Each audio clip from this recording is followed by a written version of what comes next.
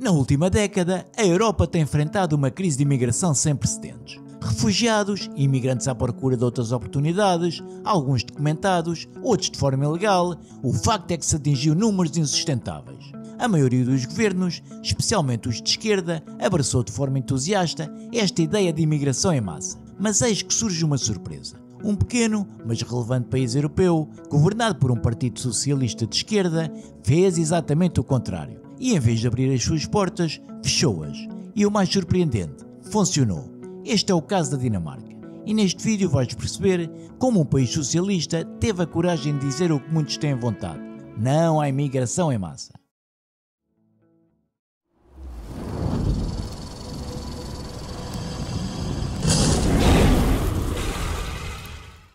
Em 2015, a Europa viveu uma das maiores ondas imigratórias de toda a sua história recente. Mais de 1 milhão de pessoas chegaram, maioritariamente oriundas da Síria, do Iraque e do Afeganistão. Alguns fugiram genuinamente da guerra, outros aproveitaram o caos por motivos económicos. As fronteiras entre refugiados e imigrantes tornaram-se difusas e a maioria dos países não conseguia distinguir quem era quem. A Alemanha e a Suécia acolheram grandes números. A União Europeia correu a criar cotas e planos de redistribuição de refugiados. A Dinamarca também viu esses pedidos de asilo dispararem. Mais de 21 mil só nesse ano. Aquilo que devia ser uma crise temporária tornou-se um novo normal europeu. Toda a Europa, governos de esquerda, apresentavam as fronteiras abertas como sinal de compaixão e progresso. E questionar esta abordagem era ser imediatamente rotulado como extrema-direita. Entretanto, países como a Hungria e Polónia selaram as fronteiras e recusaram cotas impostas pela União Europeia. Foram duramente criticados, mas ironicamente evitaram muitos dos problemas que o resto dos países enfrenta. A Europa parecia dividida. Ou aceitavas a imigração em massa, ou eras um vilão nacionalista, até que a Dinamarca entrou em cena.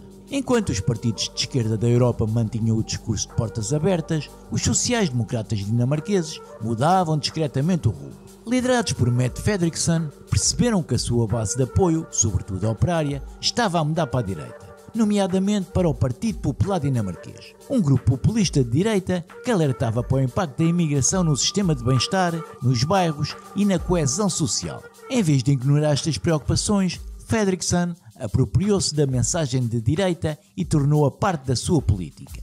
Ela foi clara. O Estado Social da Dinamarca não era capaz de sobreviver se continuasse a receber pessoas que não se integravam nem contribuíam.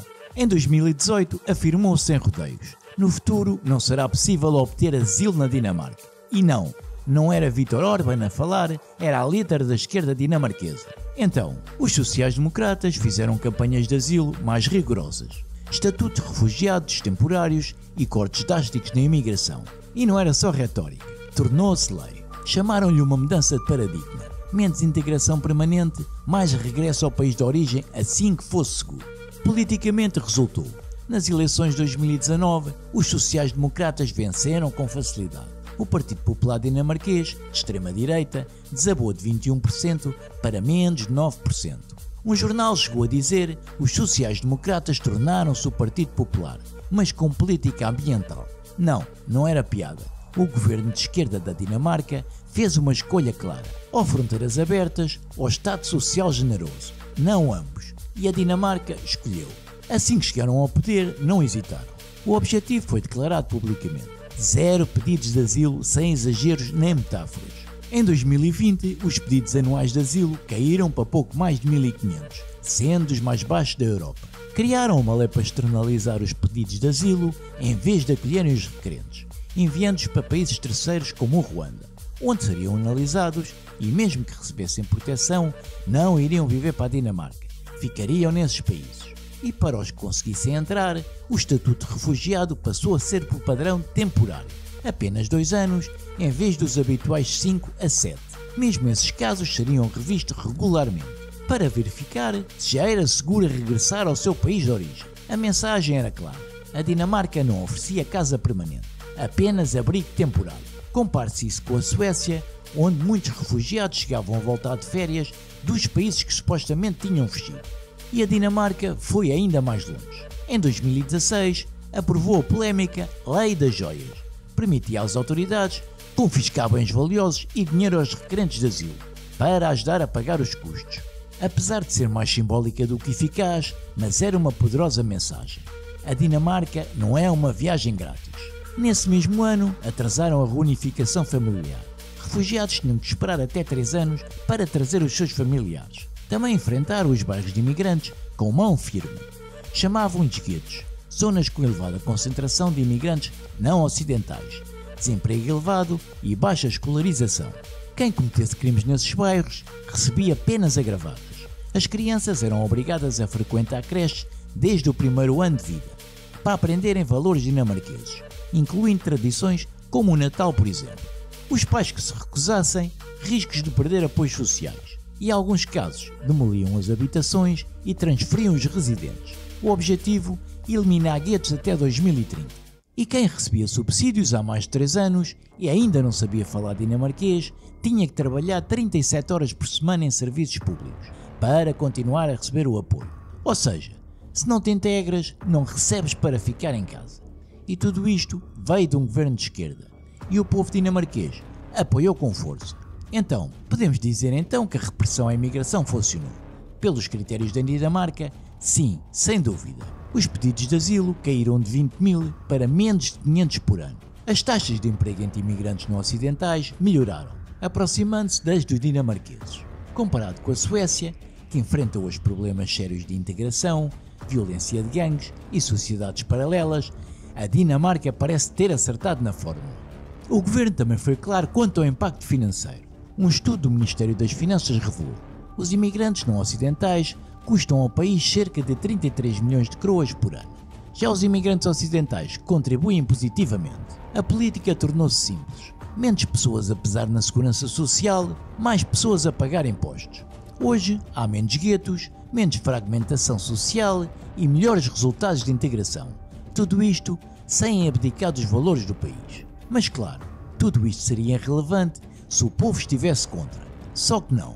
Na Dinamarca, os eleitores apoiaram estas políticas, independentemente da sua orientação política. Até os votantes tradicionais de esquerda reconheceram: proteger o Estado Social exige decisões difíceis sobre a imigração. Politicamente, foi um golpe certeiro. O Partido Popular Dinamarquês perdeu quase todo o apoio. Afinal, para que votar na extrema-direita se os partidos principais já fazem o que os eleitores querem? Mas nem todos estão contentes. A Organização dos Direitos Humanos, a ONU, a União Europeia e a Amnistia Internacional todos criticaram duramente a Dinamarca. Acusaram o governo de abandonar as suas obrigações humanitárias e de minar os direitos dos refugiados. Mas a Dinamarca manteve-se firme. O apoio popular é sólido, apesar das críticas internacionais. Os dinamarqueses fizeram a sua escolha e nenhuma bronca de Bruxelas ou Genebra mudou isso. A Dinamarca tornou-se um caso de estudo. Apesar que diziam ser impossível, afinal aconteceu. Um governo de esquerda, anti-imigração, ainda a favor do Estado Social dos trabalhadores e progressistas nos costumes, mas totalmente contra fronteiras abertas. E o mais surpreendente resultou: estamos tão habituados a ver governos europeus, especialmente de esquerda, aceitarem a imigração em massa, que a abordagem pragmática da Dinamarca parece revolucionária. Fica uma pergunta: pode um governo de esquerda conseguir ser eleito com fronteiras fechadas? A Dinamarca disse que sim, porque quando o Estado Social e a confiança das sociedades estão em jogo, os eleitores não querem promessas bonitas, querem ação. Concordes ou não, o governo dinamarquês fez a sua escolha, protegeu o sistema, teve coragem política e o povo recompensou. Então e tu, achas que algum governo em Portugal terá a coragem de enfrentar Bruxelas, as críticas internacionais e os seus próprios dogmas ideológicos para proteger o nosso Estado Social e fazer o mesmo que a Dinamarca? Deixa a tua opinião aqui abaixo nos comentários. Agora, se quiseres entender o porquê da guerra entre a Rússia e a Ucrânia, de forma resumida, clica no card que está a aparecer no teu ecrã e nos vemos lá em alguns segundos. Por este vídeo é tudo, um grande abraço, fui!